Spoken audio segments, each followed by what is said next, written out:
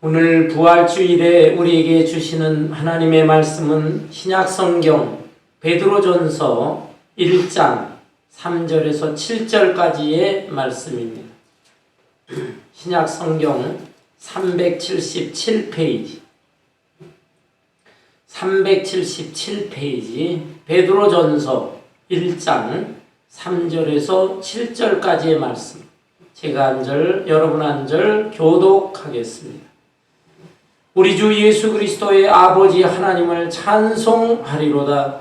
그의 많으신 긍휼대로 예수 그리스도를 죽은 자 가운데서 부활하게 하심으로 말미암아 우리를 거듭나게 하사 산 소망이 있게 하시며 썩지 않고 더럽지 않고 쇠하지 아니하는 기업을 있게 하시나니 곧 너희를 위하여 하늘에 간직하신 것이라. 너희는 말세에 나타내기로 예비하신 구원을 얻기 위하여 믿음으로 말미암아 하나님의 능력으로 보호하심을 받았느니라.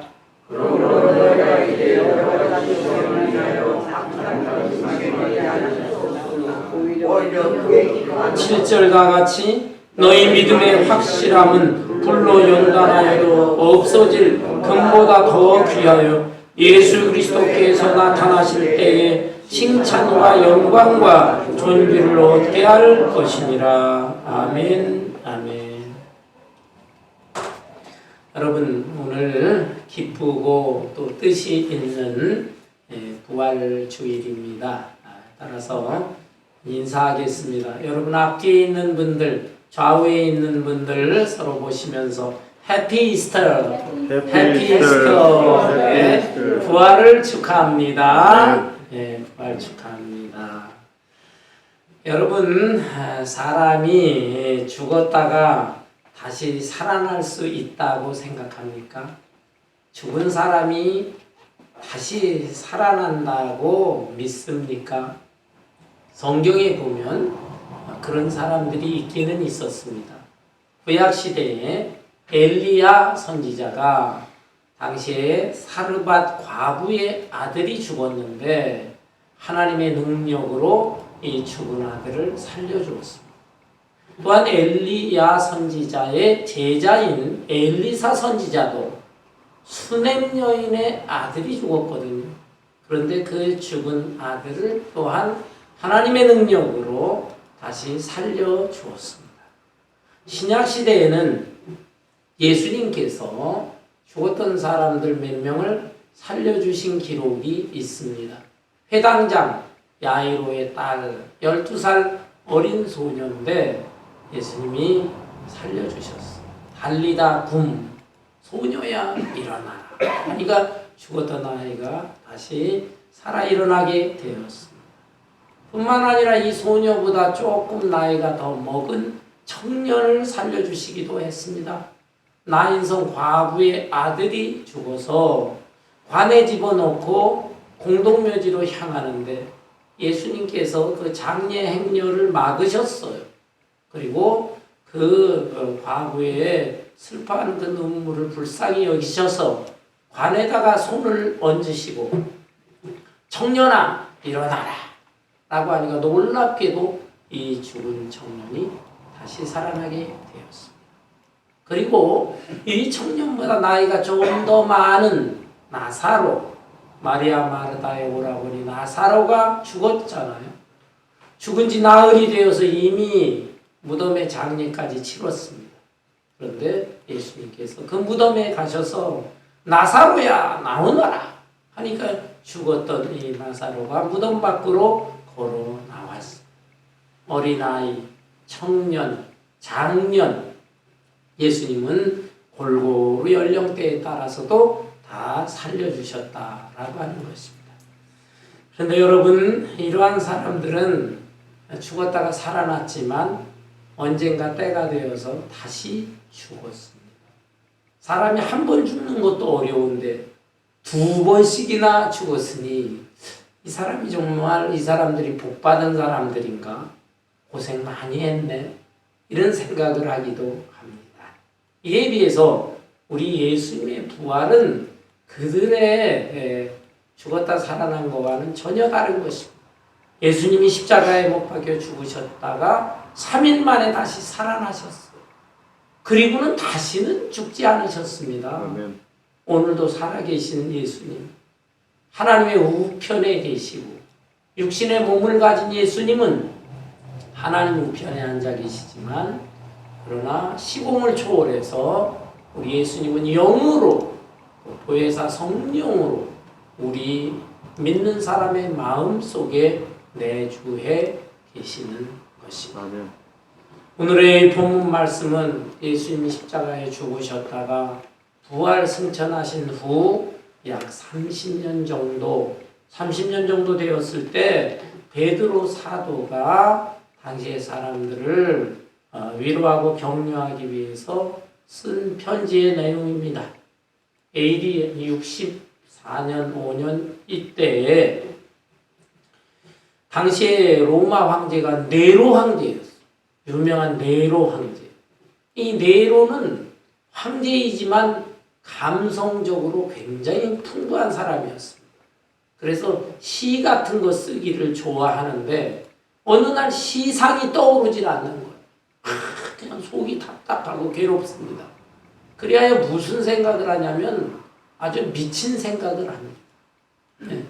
그 궁궐에서 로마시를 내려다보면서 이야, 저 로마에 한번 불이 탁 하면은 그게 얼마나 멋있을까. 그래가지고 몰래 사람을 시켜가지고 로마시에다가 불을 질렀습니다. 그래가지고 엄청난 화재가 발생을 하는데 궁궐에서 그 모습을 보면서 와, 너무너무 멋지구나. 막 그냥 감탄을 하면서 시를 막 쓰기도 하고 소리를 지르기도 하고 그랬어요. 정신병기가 있는 사람이었어요. 그런데 일이 이 지경이 되니까 로마 시민들이 가만히 있겠어요. 이 화재의 원인이 누군가, 도대체 누가 불을 질렀냐, 그거를 좀 찾아내야 되겠다. 아우성을 칩니다. 그러자 이 네로 황제는 또 큰일 났어요. 아무리 황제라고 해도 자기가 불을 질렀다라고 하면은 그 사람들이 가만히 있겠어요. 폭동이 일어나고 반란이 생기게 되겠구나. 두려웠어요. 그래서 어떻게 이 사건을 수습을 할까 곰곰 생각하다가 이 불은 기독교인들이 불을 지른 것이다. 뒤집어 씌웠습니다. 왜 그렇습니까? 기독교인들은 종종 이 불심판에 대해서 얘기를 하거든요. 구약시대에 소돔과 고모라가 하늘에서 유황불이 내려와서 멸망을 당했다. 역사의 마지막 때에도 하나님이 불로 세상을 심판하실 것이다. 노아 시대 때는 물로 심판했지만 역사의 마지막 때는 불심판이 있을 것이다. 이런 얘기 들었는데 그걸 어디서 또 듣고 자기가 알고 있는 것입니다.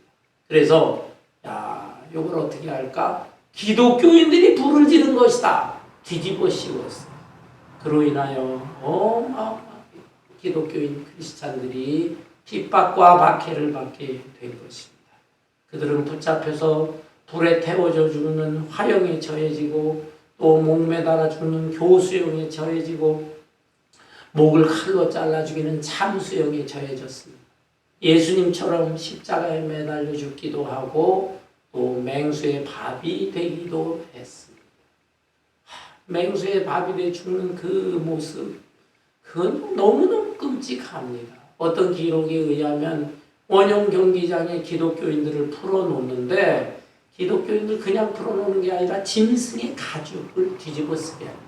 약한 짐승들 그 가죽을 뒤집어 씌우게 하고 그리고 그 경기장에다 그냥 무서운 사자나 맹수들을 풀어놓습니다. 그러면 이 사나운 맹수들이 사람으로 보는 게 아니라 연약한 짐승으로 보니까 달려들어가지고 다 물어뜯고 뼈가 으스러지고 그러면서 순교를 당한 것입니다. 여러분, 이렇게 끔찍한 핍박과 박해가 발생함으로 인하여 우리 기독교인들이 더 이상 로마에서 살기가 어려웠어요. 다른 데로 뿔뿔이 흩어지게 되었는데 그 중에 대표적인 곳이 바로 소아시아, 터키. 요즘은 자꾸 티르키예라고 그러죠. 티르키.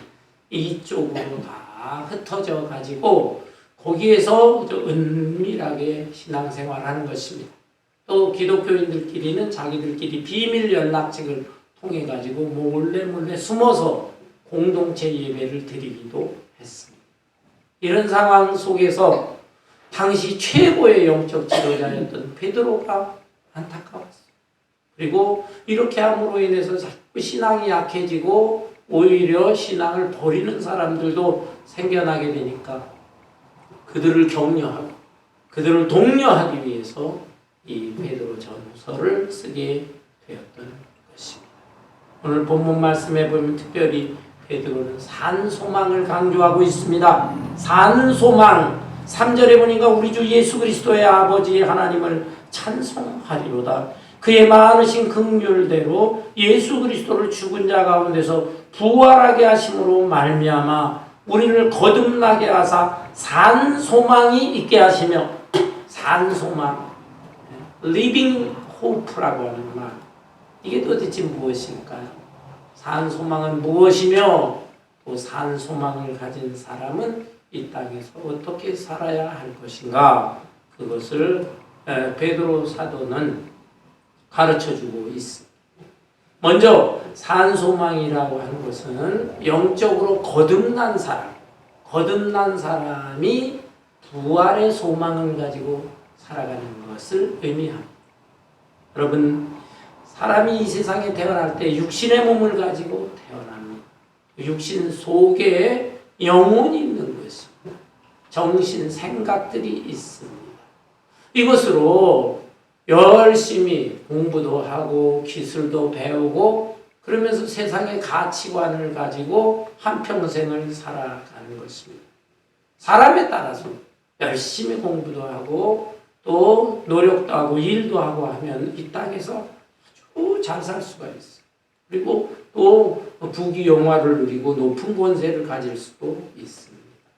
그렇지만 이런 사람들은 영생하고는 관계가 없는 거죠.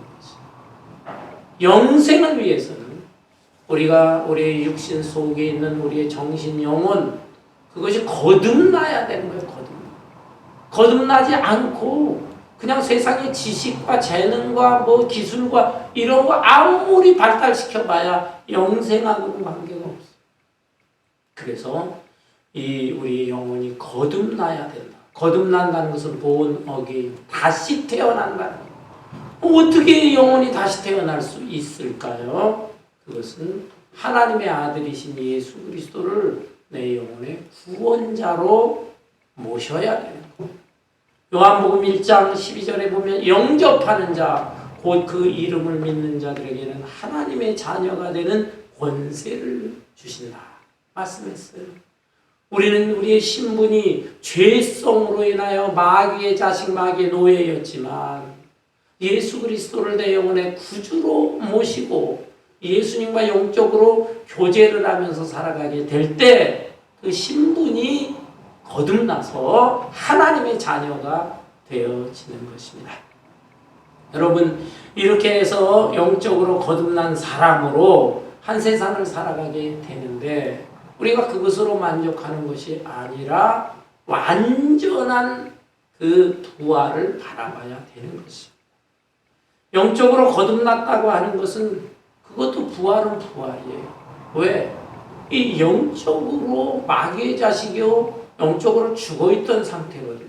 그런데 예수님을 영접했다는 것은 예수님이 길이요 진리요 생명이다. 예수님의 생명이 내 안에 와서 내가 새로 거듭났기 때문에 내가 부활한 것입니다. 이건 작은 부활이에요.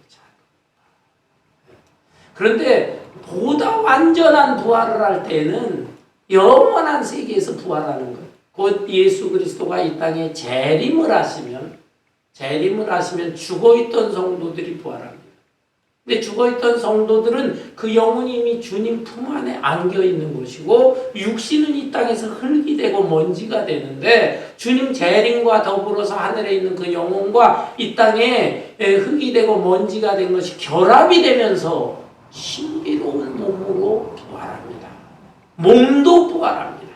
근데 그 몸은 우리의 육체하고 똑같은 부활이 아니라 예수님이 부활하신 모습처럼 예? 문이 닫혀 있는데도 막 뚫고 들어오시고 뭐 다른 데도 씩 가시고 시간과 공간을 초월하는 신비로운 몸, 스피리추얼 바디, 영적인 몸, 영체로 부활하게 되는 것이죠.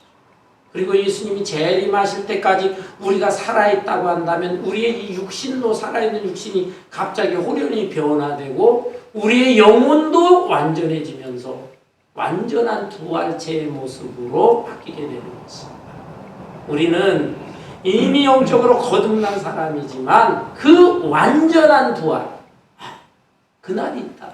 그날에 나는 내 몸과 내 영혼이 완전해진다. 그리고 영원히 산다고 하는 이 완전한 부활을 소망하면서 살아간다. 이게 바로 산소망인 것입니다. 이러한 산소망을 갖기 위해서는 우선은 예수님이 정말 죽으셨다 살아났는가? 그것부터 믿어야 되지 않겠어요?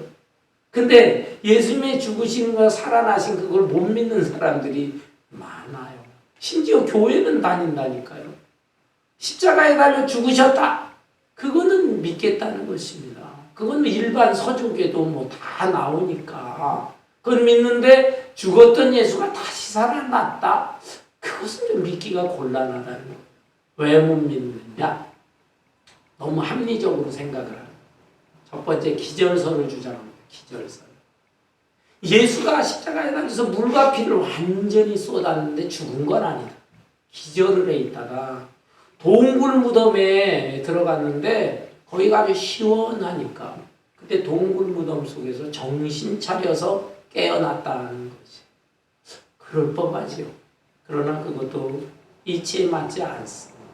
만일 그렇게 기절했다가 깨어났다 할지라도 이미 완전 탈진 상태에 있는 예수님이 동굴 무덤에 큰 바위돌로 막아놨다고 그랬는데 그 바위돌을 어떻게 밀고 나가며 또 그 바깥에 로마 군인들이 보초를 쓰고 있는데 보초의 눈을 피해가면서 빠져나와서 내가 살아났다 그렇게 외칠 수가 있겠습니까? 기절했다는 것 이치에 맞지 않아. 두 번째는 시체 도난설을 주장하는 사람들이 있습니다. 예수님의 제자들이 몰래 그 무덤에 들어가서 그 시신을 훔쳐다가 거짓말로 예수가 살아났다 소문 퍼뜨렸다는 거예요. 그것도 이해가 안 됩니다. 우선 어떻게 그 보초들을 뚫고 글로 들어가서 그걸 훔쳐내겠습니까? 굉장히 능력이 좋다 해서 그러면 그렇게 훔쳤다고 생각을 해보세요. 그건 거짓이잖아요. 죽은 사람을 훔쳐다가 살아났다고 하는 거. 여러분이 이 세상에는 진리와 진실을 위해서 목숨을 버리는 사람들이 가끔씩 있습니다. 근데 거짓을 위해서 자기 목숨을 바치는 사람이 누가 있을까? 그것도 한두 명도 아니고 예수님의 제자들이 거의 다 순교의 길을 갔습니다. 그것은 예수님이 정말 죽었다 살아났다라는 사실을 확실하게 믿었기 때문에 그렇게 한 것이에요. 그래서 시체 도난 그것도 이치에 맞지 않습니다. 세 번째로는 환상설을 주장하는 사람도 있습니다. 예수님의 제자들뿐만 아니라 여인들이 예수님이 돌아가셨다니 말이나 되느냐? 우리 예수님 살아계실 거야. 너무너무 예수님을 그리워하고 사모하다 보니까 정신착란증이 일어났다. 그래서 헛개비를 보고 환상을 본 것이다. 예수가 살아났다 소문내게 됐다. 그것도요 말이 안 됩니다. 왜? 한두 명이라는 것은 어차피 뭐 그런 사람들이 있을 수 있고 착각에 빠질 수 있지만 예수님은 부활하신 후에 약 11차례 여기저기도 나타나셨거든요. 이거 나타나신 장소마다 사람들이 다 착각에 빠집니까? 헛개비를 봅니까? 또 예수님은 어떤데 한 번에 500명 앞에도 나타나셨다고 그랬는데 아니 그 500명 사람들이 집단적으로 정신착란에 빠질 수가 있습니까? 그것도 이치에 맞지 않습니다. 예수님은 분명히 죽었다가 살아나셨어요. 그리고 이 사실을 믿는 사람은 영적으로 거듭난 사람. 이 거듭난 사람이 이제 이 땅에 살면서 역사의 마지막 때 완전한 부활이 이루어진다. 예수님과 같은 모습으로 변화된다. 그것을 바라보면서 사는 것, 그것을 산소망이라고 하는 것입니다. 또 한 가지 산소망이라고 하는 것은 하늘의 유업을 받는 것입니다. 하늘의 유업이 뭔가? 본문 말씀 볼까요? 4절에 보니까 썩지 않고 더럽지 않고 쇠하지 아니하는 유업을 있게 하시나니 곧 너희를 위하여 하늘에 간직하신 것이라. 하늘에 간직된 유업, 쉽게 말하면 천국이라는 것입니다. 천국을 믿고 천국을 소망하는 거예요. 예수님께서 요한복음 13장에 보면 제자들과 더불어 최후의 만찬을 나누신 후에 이런 말씀을 하셨어요. 요한복음 14장 1절부터 보면 너희는 마음에 근심하지 마라. 하나님을 믿으니 또 나를 믿으라. 왜 이 말씀을 하셨을까요? 예수님이 지금 행동하는 모습을 보니까 제자들이 뭔가 불안합니다. 아니 예수님이 안 그러셨는데 왜 저러지? 갑자기 식사하기 전에 대야에다 물 떠놓으시고 그 다음에 그 수건을 허리에 두르시고 제자들 발을 막 닦아주시죠. 식사를 하는데 떡을 주시면서 이건 내가 너희를 위하여 찢어지는 살이다. 포도주 잔을 주면 이건 내가 너희를 위하여 흘리는 피다. 왜 우리 선생님, 왜 우리 예수님이 이런 행동을 하지? 뭔가 지금 불안한 거예요. 두려운 거예요. 예수님이 다 만찬 끝내시고 하시는 말씀이 너희는 마음에 근심하지 마라. 너희들이 정말 하나님을 믿냐? 그러면 나도 믿어라. 라는 거예요. 그러면서 하신 말씀이 뭡니까? 곧 이어서 14장 2절부터 보면 내가 너희를 떠난다. 그런데 내가 떠나는 것은 하늘의 처소를 예비하러 간다. 너희를 위해서 처소를 예비하면 이제 예비해둔 다시 너희 있는 곳으로 와서 너희를 내가 있는 곳으로 데려가리라 말씀하셨어요.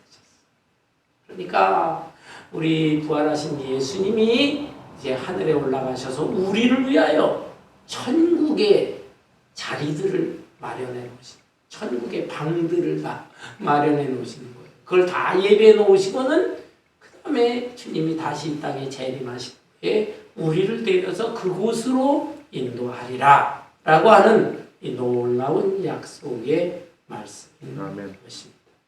여러분 여기 하늘의 유업이라고 했는데 유업이 뭘까요? 예전 성경에는 기업이라고 그랬어요. 기업. 하늘의 기업을 받게 한다.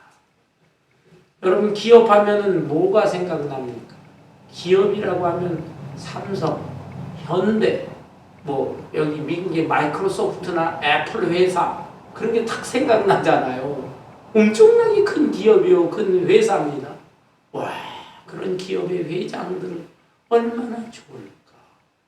얼마나 돈 많고 힘있게 떵떵거리면서 살까? 어떤 사람들은 저 기업의 아들, 딸들 얼마나 좋을까? 내 자식하고 저런 집의 자식하고 결혼시키면 얼마나 좋을까?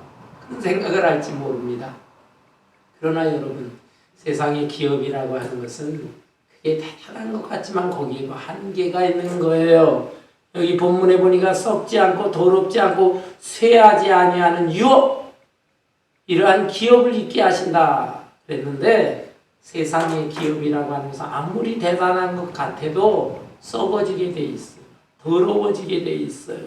그리고 쇠하게 되어 있는 것입니다.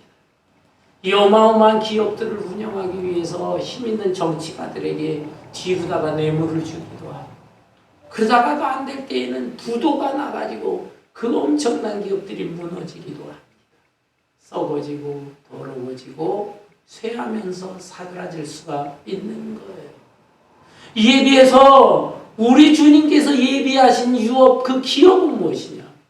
그것은 썩지도 않고 더럽히지도 않고 쇠하지도 않는 그러한 완전한 기업. 그 완전한 기업, 하늘의 유업, 영원한 천국. 그것을 바라보면서 사는 사람, 그런 사람이 산 소망을 가지고 사는 사람. 여러분, 우리는 산 소망을 가진 사람들이 세상 사람들은 죽은 소망을 가지고 삽니다. 헛된 소망을 가지고 삽니다. 세상의 것이 다인 줄 알지만 그것은 다 헛것이에요. 반면에 우리는 영원한 부활을 믿고 영원한 천국을 믿는 것입니다. 살아있는 소망을 가지는 거예요. 살아있는 소망을 가진 사람은 이 땅의 현세 삶 속에서 어려움과 또 고난과 시련이 있을지라도 그것 때문에 좌절하지 않습니다. 우리 하나님께서 붙들어 주십니다. 5절에 보니까 너희는 말세에 나타내기로 예비하신 구원을 얻기 위하여 믿음으로 말미암아 하나님의 능력으로 보호하심을 받았느니라. 하나님께서 하나님의 능력으로 우리 믿음의 성도들, 산 소망을 가진 성도들을 다 보호해 주신다라고 했어요. 그러면서 5절에 너희는 말세에 나타내기로 예비하신 구원을 얻기 위하여 믿음으로 말미암아 하나님의 능력으로 보호하심을 받았느니라. 그러므로 너희가 이제 여러 가지 시험으로 말미암아 잠깐 근심하게 되지 않을 수 없으나 오히려 크게 기뻐하는다. 믿음의 사람들도요, 이 세상에 살면서 근심할 일들이 생겨나는 것입니다. 왜? 이 세상은 천국이 아니에요. 이 세상은 불완전한 곳이에요.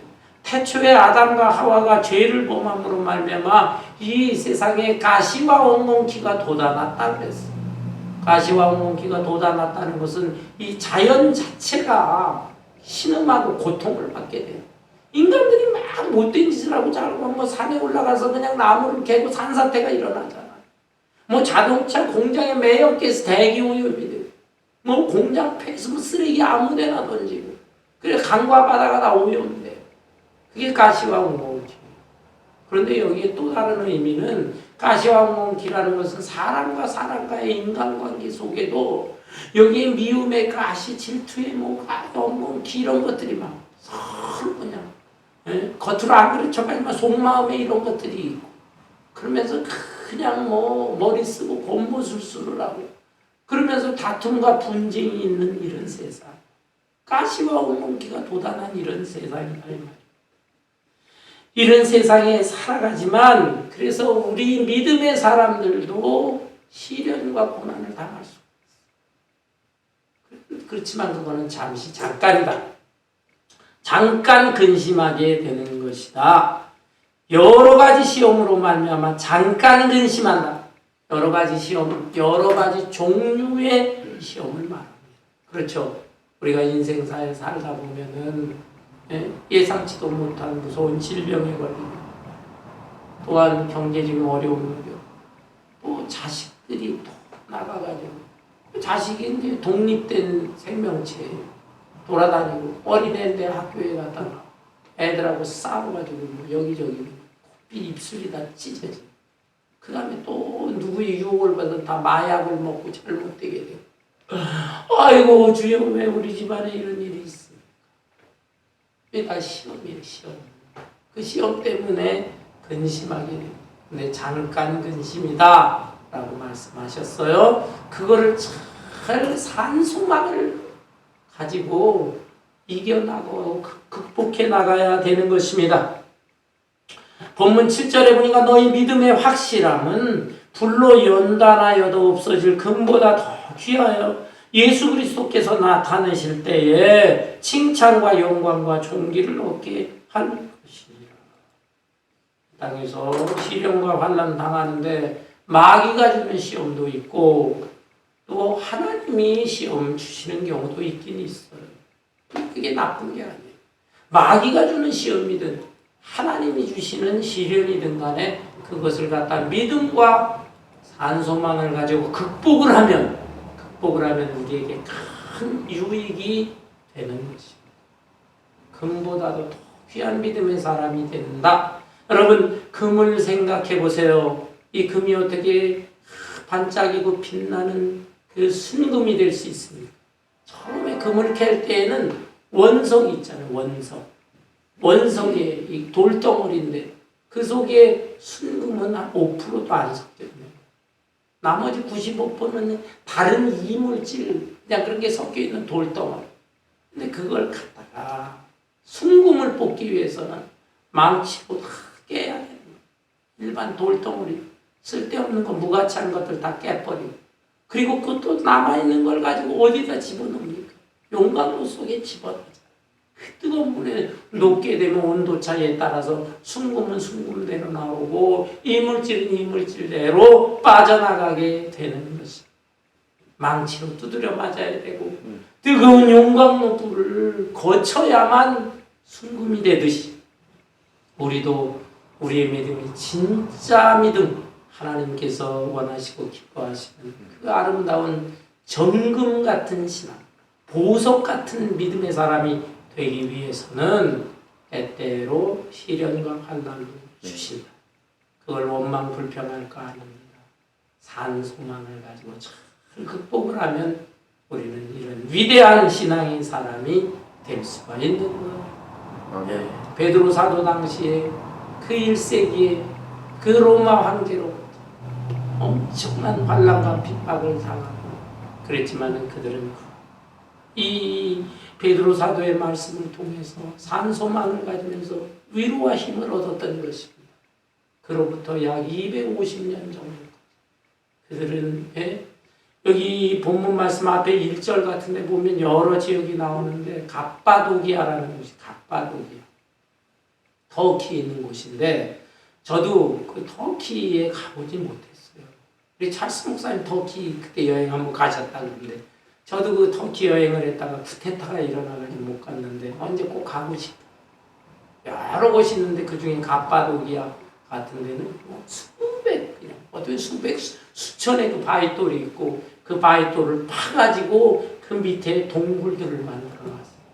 거기에서 숨어서 신앙생활을 하는데 몇 대를 걸쳐서 거기에서 200년 이상을 거기서 지내는 몇 대를 해구경도 제대로 못하면서 그러면서 신앙을 지킨 그 흔적들이 지금도 유적으로 남아있다는 거예요. 거기에 보고 오면 엄청난 감동과 함께 도전을 받는 내가 이렇게 시시하게 신앙생활을 해서 되겠는가 라고 하는 것이죠. 그들은 그 가운데 그 환난과 시련 속에서도 고사한 소망을 가지고 견디었고 마침내 AD 313년 로마의 황제가 콘스탄티누스 황제라고 하는 황제인데 이 황제의 마음이 변화되었어요. 기독교인들은 그동안에 선대 황제들이 그렇게 네로 때부터 막 핍박을 하고 그랬는데 이 기독교인들의 모습을 보니까는 너무 훌륭한 거예요. 예? 그들이 하나님 찾고 예수를 찾을 뿐만이 아니라 실제적인 삶을 보니까 너무 정직해. 도덕적으로도 깨끗해. 다른 로마 사람들은 그냥 음란방탕하고 우상 섬기고 막 그런데 이 사람들은 아주 깨끗하고 진실하고 자기 맡은 일에 대해서 성실하고 이런 모습을 볼 때 나는 앞으로 이 로마 제국의 사상과 정신을 기독교로 해야 되겠구나. 이렇게 막 감동을 받은 거예요. 그래서 기독교를 자유롭게 믿어도 좋다. 기독교 공인이라고 그래요. 313년에 그거를 허락을 했어요. 그리고 다시 한 70년 정도 시간이 지나서 데오도시우스 황제라고 하는 이 사람이 아예 기독교를 국교로 만들어 버려라. 로마의 뭐 다른 우상이 이런 거는 다 시시껍질한 거. 정말 다 가짜 신이다. 이 기독교인이 믿는 여호와 하나님과 예수 그리스도가 참신이다. 기독교를 로마의 국교로 정했던 것입니다. 그리하여 그 이후에 기독교가 엄청 확산이 되고 로마제가 확산이 되고 전 세계에 복음이 펼쳐지게 되는 계기가 되었던 것입니다. 사랑하는 성도 여러분, 이제 우리는 우리의 마음 속에 부활의 신앙과 천국에 대한 신앙, 산소망을 가질 뿐만 아니라 이 땅에서 환난과 시련과 어려움이 있을지라도 세상 사람들과 다른 가치관과 인생관을 가지고 살아가야 될 것입니다. 아멘. 세상 사람들 너무 부러워하지 마세요. 여러분 꿀꿀꿀꿀 하면서 돌아다니는 돼지들 있잖아요. 돼지들이 사람이 버리는 찌꺼기 같은 걸 먹으면서도 배부르고 좋다 뭐 그러면서 돌아다니는데 돼지 여러분 부럽습니까? 지는 기분이 좋은지 몰라요. 야, 배부르다. 그러나 돼지의 결말은 무엇입니까? 뻔하잖아요. 그 다음에 병아리나 닭이나 뭐 구구구 하면서 그냥 여기저기 돌아다니면서 모이 먹기에 바쁩니다. 그렇지만 여러분, 그 병아리나 닭을 부러워합니까? 그거의 마지막을 여러분 아시잖아요. 어떻게 되는지. 우리의 인생도 마찬가지인 것입니다. 우리가 이 세상에 살면서 너무 세상 사람들이 좋아하고 원하는 그것을 추구해서는 안 됩니다. 물론 하나님께서 우리에게 있어야 할 것 필요한 것을 다 채워주세요. 그리고 그걸 가지고 하나님 나라를 위해서 하나님의 거룩한 뜻을 이루도록 하기 위해서 그게 사용되기를 원하시는 거지, 내가 그냥 내 한 몸 호의호식하면서 한 세상 살라고 그런 축복을 주시는 것은 아니다라는 것입니다. 분명한 크리스찬의 가치관과 인생관을 가지고 살아갈 수 있기를 이 부활절 아침에 다시 한번 말씀을 상고하면서 여러분 새롭게 마음의 정립을 하면서 앞으로 이 험하고 가치관이 혼돈된 이런 세상에 살면서도 정말 부활의 증인답게 아름답게 담대하게 살아갈 수 있기를 주님의 이름으로 축원합니다. 아멘.